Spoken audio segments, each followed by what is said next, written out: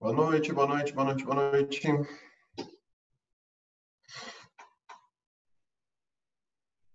Tudo bem com vocês?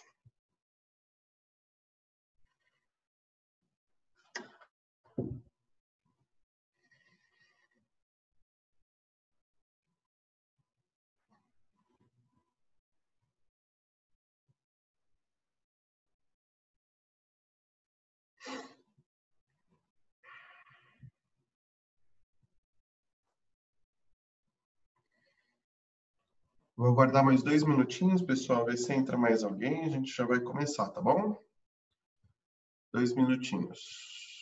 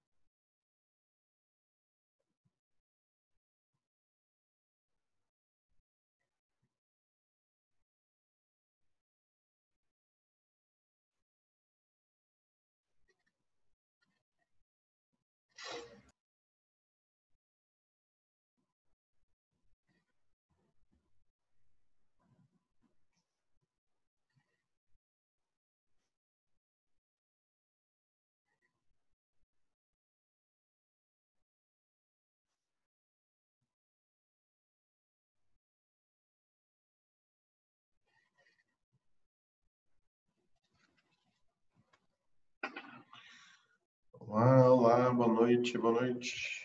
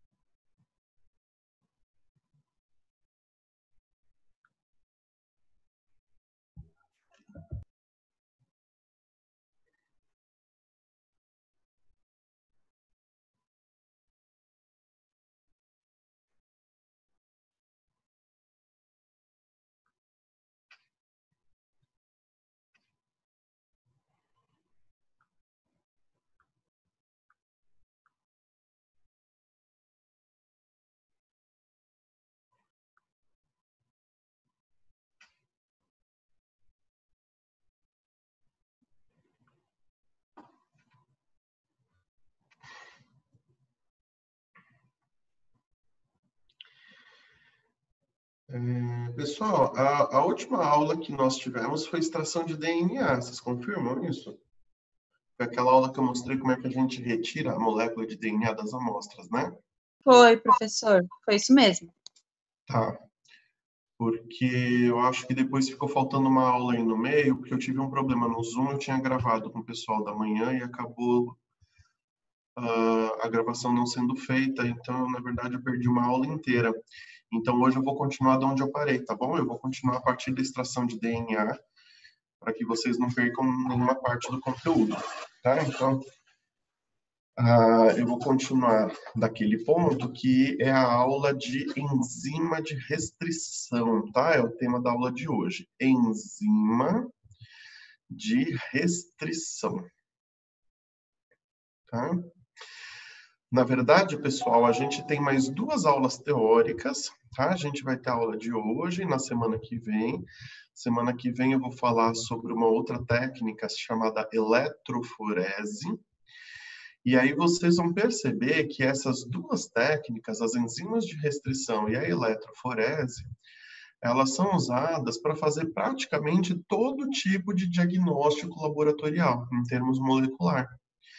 É o teste que a gente usa, por exemplo, para fazer o diagnóstico de COVID, né? O diagnóstico da presença ou não do coronavírus nas secreções humanas, né?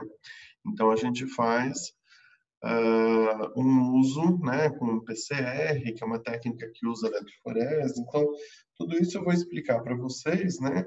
Como é que faz o teste de paternidade, como é que faz o diagnóstico de uma mutação.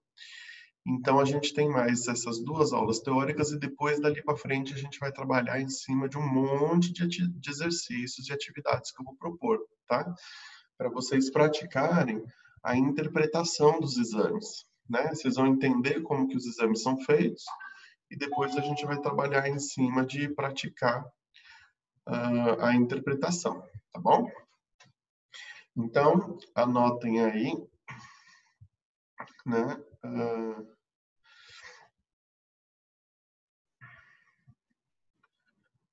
Então, anotem aí na aula de hoje que nós vamos falar sobre enzimas de restrição, tá bom? Será que entrou todo mundo na sala ou tem alguém perdido? Que eu estou escutando o meu WhatsApp tocar, mas eu não vi se é da turma. Acho que não, né?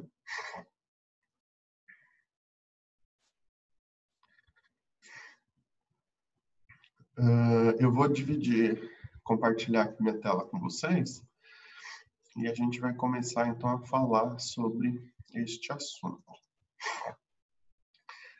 Algum de vocês já ouviu falar de enzimas de restrição? Como elas funcionam?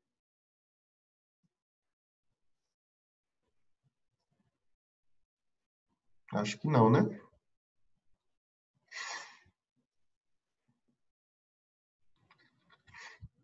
Legal. Então, qualquer coisa, vocês vão colocando aí no chat. Se vocês tiverem dúvida, eu vou interrompendo e vou atendendo vocês, tá bom? Então, assim, pessoal, as enzimas de restrição, elas são enzimas, ou seja, moléculas catalíticas, são moléculas capazes de fazer digestão. Em outras palavras, moléculas capazes de fazer cortes, né, em moléculas específicas, né? As enzimas, elas sempre atuam de maneira específica. E as enzimas de restrição, elas são moléculas que são capazes de cortar DNA, tá? Então, isso já é importante vocês saberem logo de cara, tá? Enzimas de restrição são enzimas capazes de cortar moléculas de DNA. As enzimas de restrição, pessoal, elas são enzimas que são produzidas apenas por bactérias, tá? Então, as bactérias, a história é assim. As bactérias, da mesma forma como nós, elas podem ser parasitadas por vírus. Então, os vírus, eles são entidades que podem parasitar qualquer tipo de célula. Então, existem vírus que parasitam humanos, existem vírus que parasitam outros animais, vírus que parasitam plantas, e existem vírus que parasitam bactérias. Então, as bactérias, elas também podem sofrer ataques virais, né? Então, aqui do lado direito da imagem, vocês estão vendo aqui uma fotografia de microscopia eletrônica mostrando um vírus, que é um vírus típico parasita de bactérias, né? Que ele parece um foguetinho. São chamados de bacteriófagos. E esses vírus, pessoal, eles têm um mecanismo de ação, que eu vou detalhar já já para vocês, que é assim, eles pousam em cima de uma célula bacteriana, eles conseguem se prender à superfície da bactéria, e aí eles fazem uma injeção, eles injetam o DNA deles para dentro da bactéria. Então, na verdade, o vírus ele não entra inteiro na bactéria, ele só transfere o material genético dele para o citoplasma da bactéria. E a gente sabe que as bactérias, elas são células procariotas, né? Elas são células desprovidas de membranas internas. Então, não existe um núcleo. O DNA delas não é um DNA que fica isolado dentro de um compartimento. Então, quando o DNA do vírus ele entra no citoplasma da bactéria, ele meio que se camufla com o DNA dela. Então, dali a pouco, a célula ela está respondendo ao DNA do vírus da mesma maneira que está respondendo ao DNA da bactéria. Porque DNA é DNA, gente. Tudo tem adenina, timina, citosina, guanina. Então, assim, do ponto de vista de estrutura, o DNA do vírus não tem nada de diferente do DNA da bactéria, né? O que muda são os códigos genéticos. Só que a célula bacteriana ela não tem como perceber a diferença a princípio, né? E o que acontece é que, então, aquele DNA do vírus entra em ação, ele começa a codificar a produção de algumas proteínas virais, e a bactéria vai fabricando as proteínas do vírus, achando que está fabricando proteína dela. Daqui a pouco, né, essas proteínas de vírus, elas começam a se organizar em novas partículas virais, e uma meia hora depois, essa bactéria ela morre, né? Então ela arrebenta, existe uma lise, né? Uma quebra da membrana, e aí todas as partículas virais que foram construídas lá dentro acabam saindo da bactéria e indo para o ambiente, né? Procurar novas bactérias. Então, o que acontece é que, assim, a partir do momento que um vírus entra numa célula bacteriana, né? A morte da bactéria é certa em cerca de 30 minutos, né? Com o passar do tempo, pessoal, e quando eu digo passar do tempo, eu estou falando do tempo evolutivo, né? Então, eu estou falando de bilhões de anos, né? Conforme a evolução dos seres foram acontecendo, uma coisa muito extraordinária ocorreu, que foi o fato das bactérias conseguirem desenvolver um mecanismo de defesa contra os ataques virais. Então, de todos os seres vivos que existem no planeta, os únicos que conseguem se defender de maneira extremamente eficiente contra o ataque de um vírus é uma bactéria. E como que a bactéria resolveu se defender de vírus? Produzindo essas enzimas, que eu falei logo no início da aula, chamadas de enzimas de restrição. Então, as enzimas de restrição, pessoal, como eu comentei com vocês, elas são enzimas capazes de digerir moléculas de DNA. E, nesse caso, a bactéria utiliza essas enzimas para digerir o DNA do vírus. Então, essa enzima ela é produzida pela bactéria e ela fica no citoplasma. Então, essa enzima ela fica ali dentro da bactéria. No momento em que o vírus injetar o DNA dele para dentro da bactéria, essas enzimas rapidamente, como se fossem tesouras, começam a cortar esse DNA e picam esse DNA em vários pedacinhos, de maneira que ela acaba destruindo o DNA do vírus e destruindo o vírus consequentemente. Então, pessoal, muito interessante esse mecanismo, né? Algumas bactérias se defendem, né, desses vírus através de produção de enzimas que degradam DNA. Essa história, pessoal, ela foi descoberta na década de 70.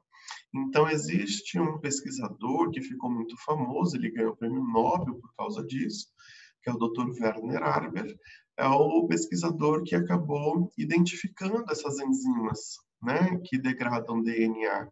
E o Dr. Werner Arber, ele é um pesquisador de microbiologia, então ele trabalhava naquela época justamente fazendo essa análise de como que um vírus consegue entrar na bactéria, como é que é feita a replicação dele.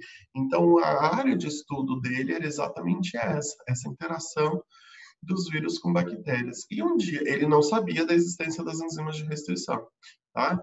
As enzimas eram, assim, um fato completamente desconhecido para a ciência, ninguém sabia. E um dia, o Dr. Werner Arber, ele acabou semeando alguns vírus numa placa de cultura de bactérias com o intuito de estudar, né, esse processo da infecção. E qual foi a surpresa que o Dr. Werner Arber teve quando ele descobriu que as bactérias não morreram depois que ele fez a inoculação do vírus. Então, ele inoculou o vírus no meio de cultura bacteriana e as bactérias continuaram lá lindas, maravilhosas. E isso despertou uma dúvida, né? O que será que pode ter acontecido para ter dado errado, né? Para os vírus não conseguirem ter se replicado dentro das bactérias, né? Bom, e aí isso levou a uma série de pesquisas que ele fez e, no final das contas, ele acabou identificando nas bactérias a presença desta enzima, que é uma enzima que degrada DNA, né? Essa descoberta, pessoal, ela acabou sendo uma das maiores descobertas, né, dentro da área da biologia molecular e da genética. E vocês já vão entender por quê, né? Por isso que ele ganhou o prêmio Nobel. Ele fez uma das maiores descobertas porque essas enzimas que as bactérias utilizam, né?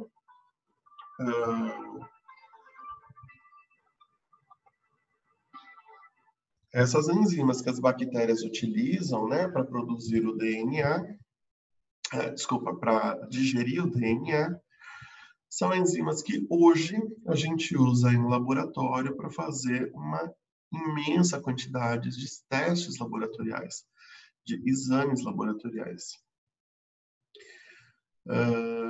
Tudo bem? Tem?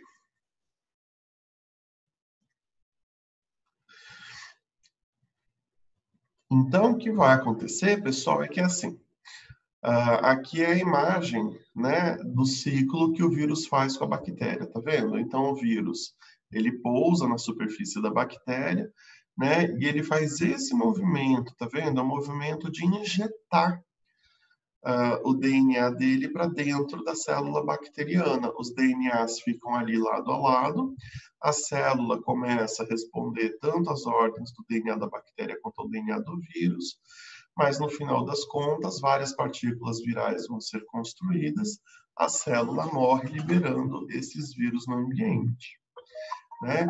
Quando uma bactéria ela tem a enzima de restrição aqui em seu citoplasma, na medida em que o vírus faz a injeção desse DNA, essas enzimas causam toda a destruição e a quebra desse DNA. Observem que no caso da bactéria, o vírus ele não entra inteiro dentro da célula, né? É só o DNA que vai lá parar dentro da bactéria. Então, essa capinha de proteína ela fica inútil aqui fora, sem função nenhuma, né? Então, se você destrói esse DNA, você destruiu praticamente o vírus, né? Então, a gente tem aqui essa questão, né, de que as enzimas de restrição, elas são verdadeiras armas de defesa contra o ataque viral, né?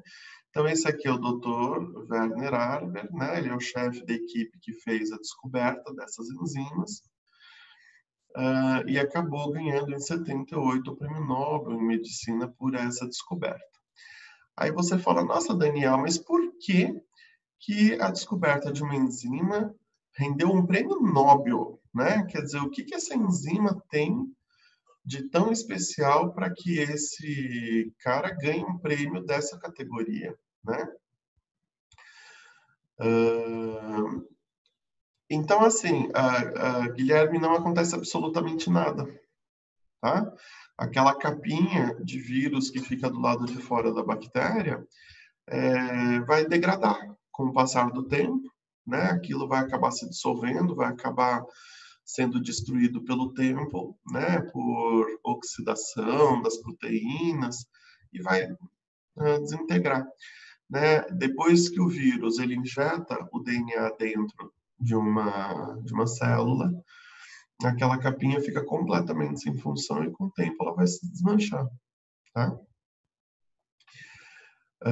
Mas voltando, pessoal, eu digo assim, o que fez, né, por que essa descoberta, né, é uma descoberta tão importante a ponto de render um prêmio Nobel para o pesquisador. Então, eu vou, na verdade, mostrar isso para vocês agora. O que existe de mais fantástico das enzimas de restrição, pessoal, é o mecanismo de ação dessas enzimas. As enzimas de restrição, elas digerem DNA, mas elas não digerem qualquer DNA e nem digerem em qualquer lugar. Elas cortam o DNA sempre numa posição altamente específica. E isso faz dessas enzimas uma ferramenta tão importante para nós. Porque, por exemplo, vamos supor que exista um paciente que nasceu com uma mutação num determinado local do DNA dele, e essa mutação vai gerar um câncer no sujeito, né? Ou qualquer outra doença genética grave. Então, assim, como é que a gente pode tentar tratar esse indivíduo do ponto de vista genético? Como é que a gente pode tentar fazer uma terapia gênica numa pessoa dessa? Então, assim, se ele tem uma molécula de DNA, né, e em um determinado local essa molécula tem uma mutação, eu teria que ter um mecanismo de cortar esse DNA exatamente nesse ponto dessa mutação, para que eu possa tirar esse pedacinho fora da molécula e colocar no lugar uma sequência de um gene normal, né? Então, se eu consigo cortar o DNA numa posição específica, retirar aquele fragmento que tem a mutação, eu posso salvar a vida do sujeito na medida em que eu conserto o DNA dele. Então, essa é uma técnica, né, que os pesquisadores já tinham em mente há muito tempo. Só que eles não tinham como fazer isso na prática, porque não existia nenhum método e nenhuma enzima que se conhecesse que fosse capaz de cortar o DNA nesses pontos específicos, né? As enzimas que existiam na época que cortavam DNA em tudo quanto era lugar. Era enzima que picotava DNA sem nenhum tipo de restrição, né? E então essas enzimas elas não serviam para fazer o tratamento, porque elas podiam acabar cortando o DNA no lugar que você queria, mas ia cortar o DNA em um monte de lugar que você não queria. E no fim acabava só atrapalhando. As enzimas de restrição que as bactérias produzem, elas são diferentes, pessoal. Por quê? Porque vocês têm que entender que o DNA da bactéria, ele está no mesmo lugar que o DNA do vírus, que é o citoplasma da célula. Então, a enzima de restrição que a bactéria produz e que digere DNA, você concorda que se ela é uma enzima que digere qualquer DNA em qualquer situação, ela iria se matar em primeiro lugar, porque a enzima ia corroer o DNA dela logo de cara.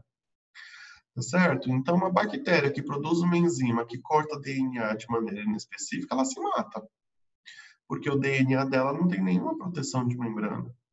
Então, para que a enzima não faça nada no DNA da bactéria e corte o DNA do vírus em pedacinho, essa enzima ela tem que ter um sítio de reconhecimento. Essa enzima ela tem que ser sinalizada para qual molécula de DNA ela vai ter que ser direcionada para que ela possa fazer uma digestão específica. E é aí que está o pulo do gato. Porque a enzima de restrição, quando é fabricada pela bactéria, ela é fabricada com um código. Ela é fabricada com uma senha. E essa senha é uma quantidade, é uma sequência de bases nitrogenadas que existe no DNA. Então, aqui nessa imagem, eu estou mostrando para vocês um exemplo. Olha, essa nuvenzinha aqui é a representação da enzima, tá? E eu estou colocando aqui para vocês, tá vendo? Olha, uma sequência de DNA que é AGCT, tá vendo? AGCT. Então, vocês têm que imaginar que essa enzima aqui, ela é uma enzima que foi feita, ela foi construída para reconhecer essas 4 bases nessa sequência, AGCT. E quando ela reconhece essas 4 bases nessa sequência, então ela corta o DNA ali no meio, gerando 2 fragmentos, tá vendo? Aí fica AG para um lado, no fragmento, CT vai parar no outro, ela corta o DNA ali no meio. Então, a sacada da bactéria foi construir enzimas que reconheçam sequências de bases que não tem no DNA dela e que apareçam várias vezes no DNA do vírus, né? E com isso, a bactéria, ela pode produzir essas enzimas de maneira sossegada, que são enzimas inofensivas para o DNA dela. Em contrapartida, quando o DNA do vírus entra lá no citoplasma dela, rapidamente essas enzimas reconhecem as sequências e cortam. E como essas enzimas, elas cortam o DNA de maneira específica, ela só vai cortar o DNA quando esta sequência estiver na molécula. Então, se no DNA que você oferece para a enzima, essa sequência aparece uma vez só, ela faz um corte, ponto final. Se essa sequência AGCT aparece 30 vezes repetida ao longo da molécula, ela vai cortar o DNA 30 vezes. Então, aonde tiver a sequência, que é o código dela, que ela vai reconhecer, ela vai cortar. Então, é muito interessante, né, pessoal, a gente pensar que uma bactéria teve a inteligência suficiente de reconhecer no DNA do vírus sequências de bases que não tem no DNA dela e, a partir daí, construir uma enzima capaz de reconhecer essas sequências. E, com isso, ficar imune aos ataques virais. É muito louco. Porque, assim, as nossas células não tiveram essa capacidade. Gente, as enzimas de restrição, elas são feitas só por bactérias. Não tem nenhuma outra célula no planeta capaz de fazer essas enzimas. Porque quando essas enzimas foram descobertas, os cientistas começaram a procurar em tudo quanto foi organismo. Porque isso talvez fosse uma forma de terapia antiviral de maneira extremamente fascinante, importante e eficiente. Né? Imagina se uma célula nossa produz uma enzima que destrói, sei lá, o RNA do HIV, o RNA do coronavírus. Nunca mais a gente ia ficar infectado com eles. Percebe? Então, essas enzimas, elas são verdadeiras armas de destruição de vírus, mas que só as bactérias produzem. Né? Nenhuma outra célula teve a inteligência de evoluir da mesma forma e produzir as proteínas do mesmo jeito. Né? Quando o Dr. Werner Haber descobriu que existiam, então, essas enzimas nas bactérias e que elas cortavam DNA, ele ficou curioso. Ele falou assim, será que essas enzimas são produzidas só por algumas bactérias? Ou será que todas as bactérias produzem enzimas? Né? E a descoberta que ele fez, gente, é que todas as bactérias produzem enzimas de restrição. Todas. E aí a segunda pergunta que ele fez foi, mas será que todas as bactérias produzem enzimas de restrição com o mesmo código, né? Ou seja, enzimas que estão capacitadas para cortar o DNA no mesmo lugar? E aí, gente, ele descobriu que não. Cada bactéria, ela é infectada por um vírus diferente. As bactérias, elas não são todas infectadas pelos mesmos vírus.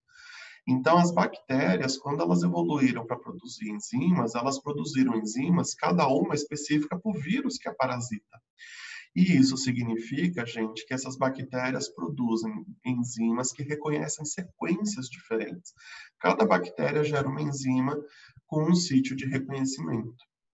Então, à medida em que eles foram estudando essas bactérias e tirando essas enzimas, isolando essas enzimas, eles foram montando um catálogo, né, dizendo assim, olha, a bactéria tal produz uma enzima que reconhece tal sequência. Aí a bactéria Y produz uma outra enzima que reconhece uma sequência diferente. Aí a outra bactéria, e foram montando uma tabelinha. E essa tabelinha hoje, gente, ela tem quase 5.000 enzimas diferentes já catalogadas. Né? Deixa eu ver que entrou uma perguntinha aqui. Eu não sei se isso é possível, mas existem pesquisas para, de alguma forma, introduzir enzimas de resistência no homem? Então, a grande questão é que a gente não tem como fazer isso, né? Porque nós teríamos que criar um homem transgênico, né? Nós teríamos que fazer uma manipulação do embrião para que eu colocasse o gene que codifica essa enzima no DNA daquele embriãozinho, para que a criança, no momento que ela nascesse, se desenvolvesse, ela enchesse as suas células dessa enzima, né? E aí, portanto, a gente ia ter que colocar, na verdade, não só o gene de uma enzima, mas a gente teria que colocar de um monte, porque quantos vírus parasitam o ser humano? né? A gente tem aí uma lista de umas dezenas de vírus diferentes que causam doenças nos seres humanos. Então, nós teríamos que pegar um embrião humano, mexer na genética dele para acrescentar genes para cada um desses vírus. E aí a gente ia gerar um indivíduo que não ia ter virose nenhuma, ia ser completamente imune. Só que também não seria um ser humano, seria um ser humano transgênico, né? Então, a gente teria que fazer uma manipulação do DNA da pessoa e isso, por lei federal, é proibido fazer, né? A gente não pode fazer nenhum tipo de manipulação de DNA em DNAs humanos, né? Então, aí, assim, seria uma opção interessante, mas a gente não tem como fazer isso do ponto de vista legal, né? E também a gente não tem como saber que outros tipos de consequência um ato desse teria, né? Então, assim, a gente teria que fazer bebês de laboratório, né? Trancá-los em jaulas, porque eles não poderiam sair pelo mundo, que depois eles somem e você não acha nunca mais, né? Então, você teria que trancá-los para que eles não se reproduzissem. Então, assim, isso é um holocausto, né? Então, quando a gente fala de fazer isso com bichinho, com ratinho, tudo bem. Mas quando você fala de fazer um experimento desse com ser humano, a coisa é completamente diferente, né? Temos este gargalo aí na ciência. Mas tudo bem. Então, pessoal, vocês entenderam por que essas enzimas, elas foram as maiores, elas fizeram parte de uma das maiores descobertas do século, né? Por quê? Porque hoje, como a gente tem esse catálogo, né, com mais de 5.000 enzimas, cada uma reconhecendo uma sequência de DNA diferente, então imagina que você quer hoje fazer um trabalho, por exemplo, da seguinte maneira: olha, tem um paciente aqui que tem a mutação para um câncer. Então a gente sabe que num determinado local do DNA dele existe uma mutação. Então o que eu posso fazer? Eu posso pegar, por exemplo, no local que tem a mutação, um pouquinho antes e um pouquinho depois, descobrir qual é a sequência de bases que eu tenho ali, nessas regiões que ficam no começo e no fim da sequência mutante. Entenderam? Então, se eu descubro qual é a sequência de bases que está um pouquinho antes da mutação e a sequência um pouquinho depois, eu jogo isso num banco de dados, né? Porque hoje essas enzimas elas estão no catálogo na internet, que é gratuito, você pode ir lá e consultar. Então, você entra lá no banco de dados, você joga a sequência que te interessa e faz uma busca, e o computador ele vai mostrar para você se existe uma enzima já catalogada que reconhece aquela sequência. E como hoje a gente tem mais de 5.000 enzimas, pessoal, é virtualmente impossível você não achar uma enzima que conheça aquela sequência. Então, aí o programa ele vai te dizer que, olha, a enzima tal corta aí, nesse exato ponto. Aí você liga para o laboratório, existem laboratórios hoje que produzem essas enzimas, né? Então, você liga para o laboratório, compra a enzima, joga no DNA e você vai ter certeza absoluta que aquele DNA vai ser cortado naquela posição, nem antes e nem depois, né? Então, você tem hoje ferramentas de corte de DNA com precisão cirúrgica, né? Ou com precisão molecular, ou seja, vai cortar exatamente numa determinada posição. Né? Então, essa ferramenta de corte de DNA é o que estava faltando para a ciência poder trabalhar com a manipulação dessa molécula. Né? E depois que essas enzimas foram descobertas, gente, a criatividade é o limite. Porque agora você pode brincar de recortar e colar DNA. Então, a engenharia genética surgiu a partir desse ponto. Né? E começou a construir transgênicos de tudo quanto é tipo. Então, eu posso pegar um DNA, por exemplo, de porco, e misturar com o DNA de uma água viva e colar um pedaço de DNA no outro. Porque basta que eu corte o DNA com uma enzima de restrição. Então, se eu corto o DNA do porco com uma enzima, o DNA da água viva com uma enzima, e depois eu colo um pedaço no outro. Então, a engenharia genética nada mais é do que um serviço de corte e cola de DNA. Né? E como todas as moléculas de DNA de todos os seres vivos têm a mesma estrutura, qualquer uma encaixa em qualquer uma como se fossem pecinhas de Lego. Então, você corta onde você quiser, junta, e você pode juntar no mesma sequência de DNA, DNAs de 3, 4, 5, 6 espécies diferentes. Né? E aí você vai simplesmente construindo códigos genéticos no laboratório. Você vai no computador, eu vou pegar esse gene dessa espécie com esse gene dessa, e você vai construindo um DNA com os códigos que você quer. Né? Então, isso é bastante magnífico do ponto de vista científico e é bastante assustador do ponto de vista humano, porque a gente sabe que existem pessoas que não têm limites e com poder hoje de manipular o DNA desta forma, a gente não sabe o que as pessoas são capazes de fazer ou de criar em laboratório, porque hoje a gente consegue criar qualquer ser vivo. Tá? A arma, vamos dizer assim, a técnica, né, que nós precisávamos foi descoberta em 78. De lá para cá, você corta e copia e cola e rearranja o DNA do jeito que você quiser. Né? Até aí, ficou mais ou menos claro, pessoal? Não?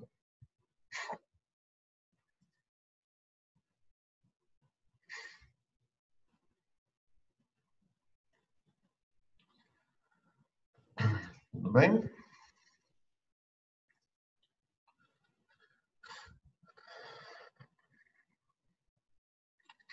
Então, agora, pessoal, eu vou passar para vocês duas classificações que a gente faz das enzimas de restrição. As enzimas de restrição, elas são classificadas do ponto de vista de duas características que elas possuem. Tá?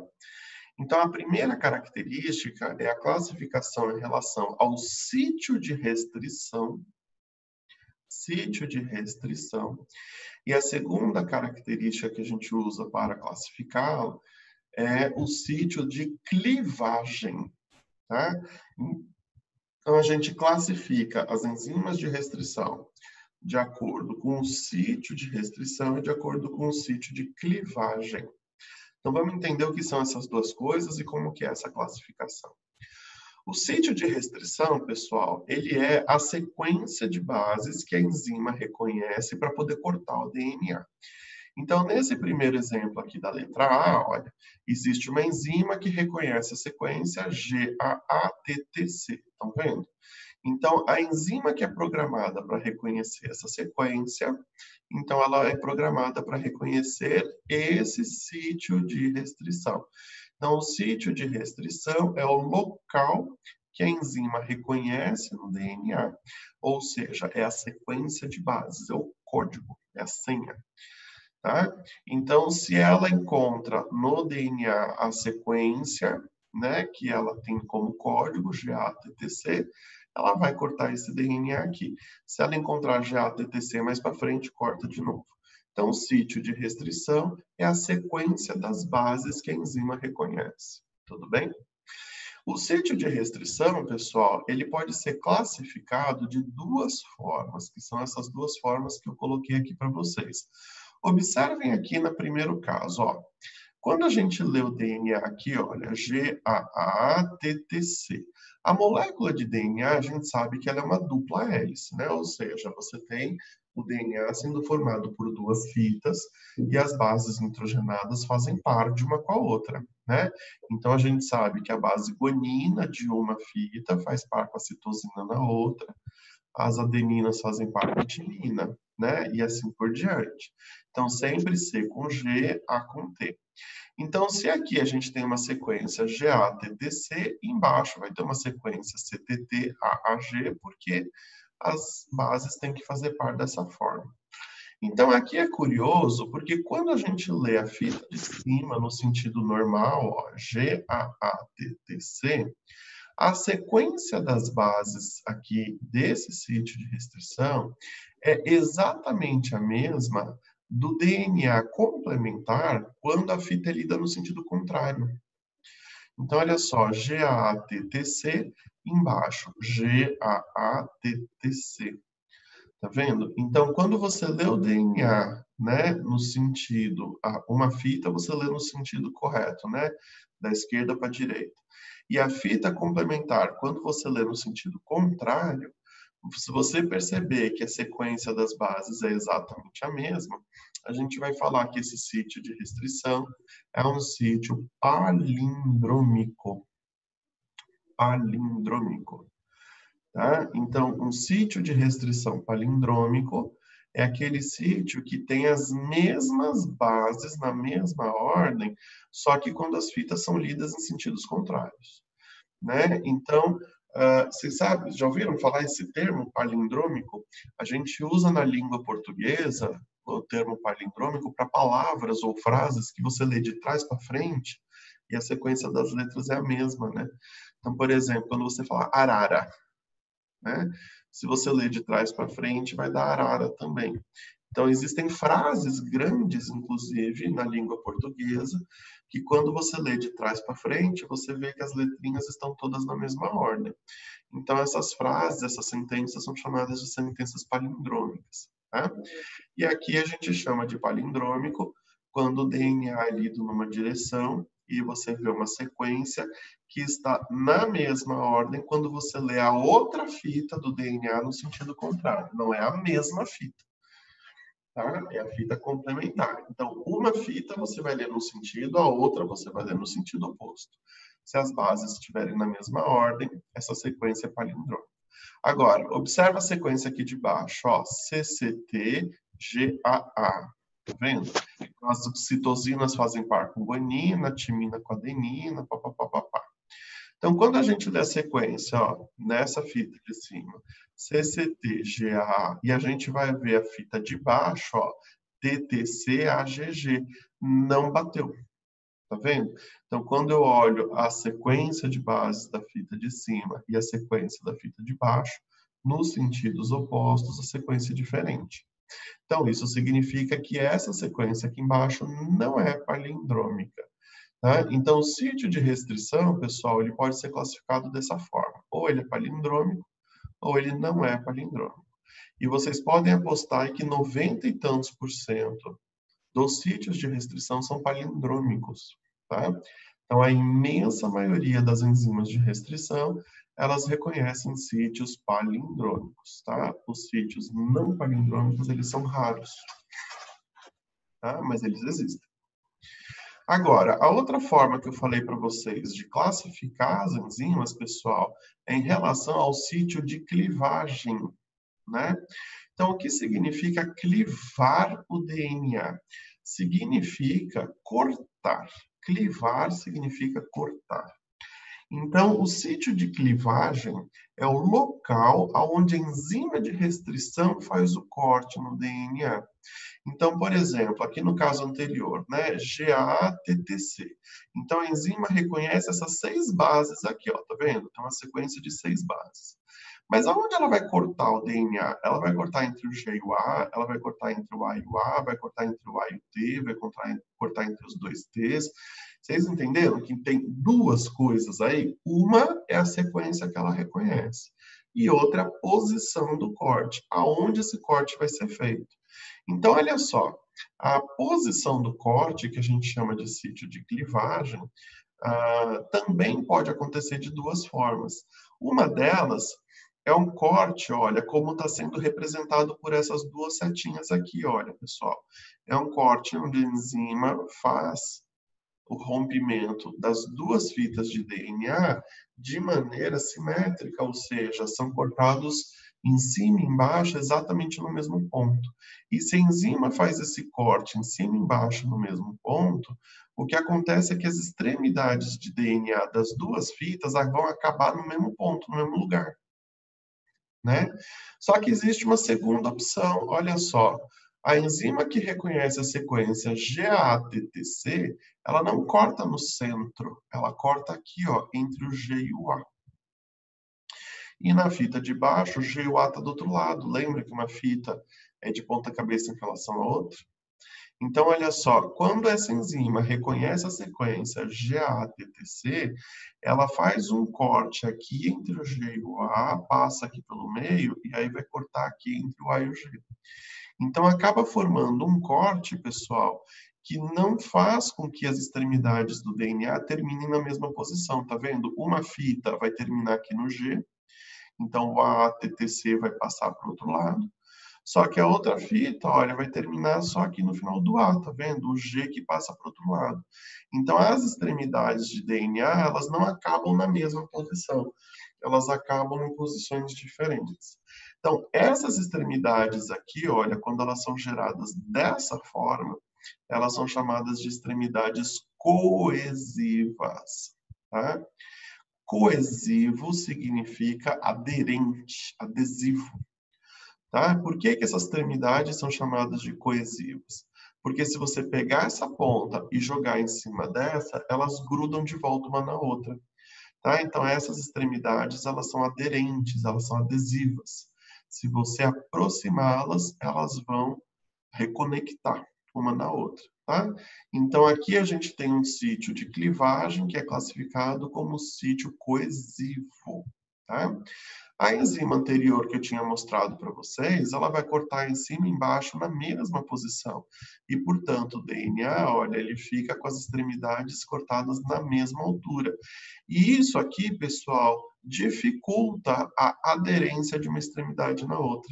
Então, se você aproxima essas duas pontinhas de DNA, elas não colam mais uma na outra. Então, quando a enzima corta o DNA desse jeito, esse DNA ele não gruda mais. E aí essas extremidades, elas são chamadas de incoesivas ou não coesivas, né? Que significa antiaderente. Tá? Extremidades que não colam mais uma na outra. Tudo bem? Então, professor, desculpa, mas o que seria 3 linhas, 5 linhas? Leandra, existe essa numeração, é uma numeração que vem da química orgânica. Os químicos orgânicos, toda vez que você vai analisar uma molécula, eles não numeram os números de carbono, né? Você tem a cadeia de carbono, aí você vai ter o carbono número 1, número 2, número 3, número 4, papapá, e quando você vai dar o nome daquele composto, você vai indicando os radicais com os números, né? Então, você tem lá, sei lá, 2-metil, 3, não sei o quê, papapá. Então, essa numeração que aparece no DNA, ela é uma numeração da química orgânica. Então, quando você pega a molécula a cadeia de carbonos das extremidades de DNA, elas têm os carbonos numerados. Então, uma fita, como essa fita, elas são opostas, né? As fitas de DNA, elas não são paralelas. Tá? As fitas de DNA, elas são antiparalelas, porque assim, quando a gente olha a numeração, uma fita, numa ponta vai ter o carbono 5 livre. Na outra extremidade tem o carbono 3 livre da sequência. Tá? Por isso que fica uma ponta 5 e uma ponta 3. São os carbonos que estão livres para fazer ligação. Quando você olha o DNA de baixo, é o inverso, é invertido.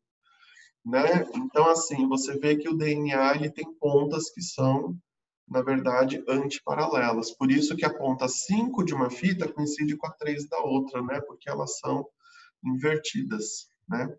E aí sempre vai ser 5 e 3, sempre, tá? Porque isso é da numeração de carbonos da fita de DNA.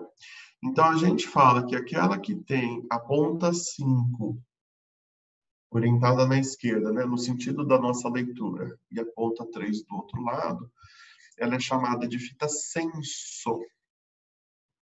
Tá? É a fita que a gente usa para estudar os códigos genéticos. A fita complementar, que é o contrário, a gente costuma chamar de fita antissenso, ou seja, a fita que está em oposição. Quando as enzimas de restrição cortam o DNA, tem que cortar as duas. Né? Então, tem que cortar a fita senso e a antissenso. Então, quando ela corta a fita senso e antissenso no mesmo lugar, né, ela forma aquelas extremidades que não grudam mais, que a gente chama, então, de extremidades não coesivas ou extremidades incoesivas. Tá? Quando corta fazendo aquele degrauzinho, né, quando corta em posições diferentes, aí as extremidades elas colam de volta se você encostar. E aí ela vai ser, então, chamada de extremidade coesiva. Tá?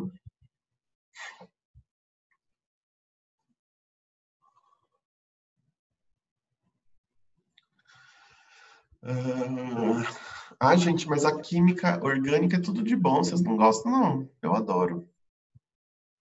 Se bem que eu só estudo DNA, né? Então, assim, eu sinto pena de vocês. Vocês têm que estudar tudo quanto é negócio. Mas, assim, estudar química de DNA eu acho uma delícia. Eu adoro, adoro, adoro, adoro. Agora, eu não gosto de proteína, lipídio, carboidrato, essas coisas enchem o saco. Mas DNA é tudo de bom. A fita senso seria o RNA mensageiro. Então, assim, Stephanie, o RNA mensageiro é uma cópia da fita senso. Tá? Então, quando a gente olha para a sequência de bases do RNA mensageiro, a sequência é a mesma da fita senso. Tanto que o RNA mensageiro começa em 5. Quando você pega uma molécula de RNA mensageiro, a extremidade dele é 5 linhas do início e 3 linhas é a extremidade final. Então, ele é uma cópia da fita senso. Tá? Você está com razão aí. Que mais? Pelo amor de Deus, não, kkk, tá amarrado. O que é isso, minha gente? Tudo com DNA é maravilhoso. Então tá, deixa eu só voltar aqui para vocês, pessoal, que tem mais um pouquinho de coisas para falar. Vocês podem me dar mais uns minutinhos aí? Só para a gente encerrar. Diga, Leandro.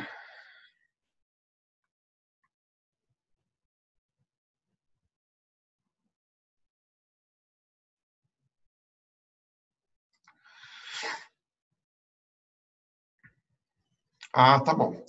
Então, faltam 5 minutos, então eu vou parar por aqui, para não invadir a aula do outro professor. E aí, então, eu continuo desse assunto, desse ponto aqui na próxima aula, tá? Aí eu vou deixar anotado aqui que eu parei, então, no sítio de clivagem, tá? Então, a gente estudou o sítio de restrição, que é classificado em palindrômico, não palindrômico, o sítio de clivagem, que é classificado em coesivo e não coesivo, tá? Então, vocês deixem anotado aí que a gente parou em sítio de clivagem, e na próxima aula, então, eu termino, tem só mais um pedacinho, aí eu termino a aula, então, na semana que vem, tá bom? Então, bom final de semana para vocês, bom descanso, aproveitem feriado, segunda-feira, dá para limpar bastante armário, né? Lavar bastante banheiro, né? Tem bastante coisa para a gente fazer. Segunda é feriado, tá? Segunda agora é feriado. Foi decretado hoje pelo governador, então é no estado inteiro. Segunda-feira não tem aula, vocês estão livres.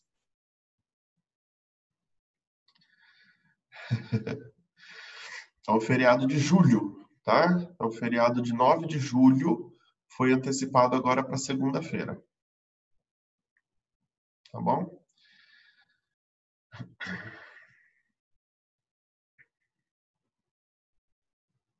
Pois é, que loucura, né? Adiantar Natal, que doideira, só dá tanto nesse país. Então tá bom, gente. Um beijão para vocês, bom fim de semana, até a próxima aula, tá bom? Tchau, tchau, até.